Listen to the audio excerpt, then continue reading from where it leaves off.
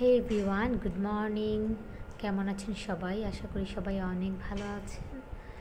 তো আজকে একদম মর্নিং থেকে ভিডিও করা শুরু করেছি। আজকে হচ্ছে একদম ছোট্ট করে আমার সকালের রুটিনটা কেমন সেটি আমি ভিডিও করার ট্রাই করেছি। আর আজকের আকাশটা একটু মেঘলা মেঘলা, সকাল থেকে অনেক গরম ছিল।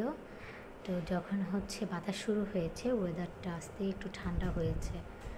এখন আসলে বৈশাখ মাস শেষ হয়ে যাচ্ছে, তারপরও কেন এত কম বৃষ্টি হচ্ছে বুঝতে পারছি না। ওয়েদারের কোনো কিছুই এখন আসলে বোঝা যাচ্ছে না। দিনের এই ভাগটা আমার সবচেয়ে পছন্দের, কারণ এই সময়টাতে সবাই ঘুমিয়ে থাকে, সব কিছু চুপচাপ থাকে, স্নিগ্ধ একটা ওয়েদার, স্নিগ্ধ বাতাস। তো এই সময়টা আমি খুবই এনজয় করি। আর আমার কাছে এটা হলো মি টাইম। ফজরের পর থেকে কাজের ব্যস্ততা শুরু হওয়ার আগের যেই সময়টুকু আমি পাই, এটা আমি একদম নিজের মতো করে কাটাই। এরপরই আমার দৈনন্দিন রুটিনের কাজ শুরু হয়ে যায়। তো সকালে কিন্তু আমার প্রথম কাজই থাকে অয়ন্তীকে স্কুলে পাঠানো। ও যেহেতু এখন আমপাড়া পড়ছে, ওর সকালের স্কুলের যে সময়টা, এই সময়টা অনেক এগিয়ে এসেছে। এখন 6:30টায় ওর স্কুলের গাড়ি আসে। তো আমাকে কিন্তু 6:30টার মধ্যেই ওকে রেডি করতে হয়। তো ওর স্কুল ব্যাগ রেডি করি, টিফিন রেডি করি, তারপর ওকে ঘুম থেকে উঠাই, ঘুম থেকে উঠিয়ে ওকে রেডি করে তারপর অনেক সময় ওর মন খারাপ থাকে, অনেক সময় মন ভালো থাকে। তো সব কিছু মিলে তারপর ওর বাবা, ম্যাক্সিমাম টাইমে ওর বাবা ওকে নিয়ে যায় গাড়িতে দিতে। তা আমি বারান্দায় দাঁড়িয়ে থাকি, ওর গাড়িটা আসে, ওর বাবা ওকে গাড়িতে তুলে দেয়, এই জিনিসটা আমি দেখি। তো আমার কাছে না মাঝে মধ্যে অনেক খারাপ লাগে যে এত ছোট আর ও এত সকালে ঘুম থেকে উঠে স্কুলে যাচ্ছে, আমি বাসায় থাকছি, আমি তো একটু রেস্ট করতে পারছি। তো ও যখন স্কুলে চলে যায় তখন আমার প্রায়ই মন খারাপ হয়ে থাকে। কিন্তু আমি নিজেকে এমনভাবে বুঝাই যে আসলে একটা মুসলমান পরিবারের বা মুসলিম বাচ্চাদের জীবনের শুরুটা এরকমই হওয়া উচিত, তাদের রুটিনটা এমনই হওয়া উচিত। আমরা বেলা পর্যন্ত ঘুমাবো, এটা কিন্তু ভালো হ্যাবিট না। তা আমরা যদি আমাদের ইসলামের দিকটা চিন্তা করি, ইসলামে কিন্তু সব ভালো হ্যাবিটের কথাই কিন্তু ইসলামে বলা আছে। আপনি ফজর পড়ে ঘুমাবেন না, ফজর পড়ে আপনি আপনার কাজ সারবেন, তারপর আপনি যদি একটু ঘুমাতে চান 10টা-11টার দিকে একটু ঘুমাতে পারেন। তো এই রুটিনটা কিন্তু একটা মানুষের জন্য অনেক ভালো একটা রুটিন। তো আমি যখন এভাবে চিন্তা করি তখন আসলে আমার মন খারাপটা আবার ঠিক হয়ে যায়। এমন মনে হয় যে আমাদের বাচ্চারা ছোট থেকে ভালো একটা হ্যাবিট নিয়ে বড় হচ্ছে।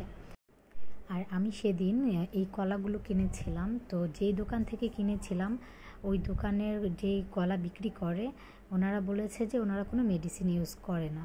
তো সেজন্য আমি এগুলো এনেছি। ওই দোকানটিতে আরও অনেক অর্গানিক জিনিস পাওয়া যায়, যেমন হাতে ভাজা মুড়ি, তারপর বাদাম, মধু, আরও এরকম অনেক কিছুই পাওয়া যায়।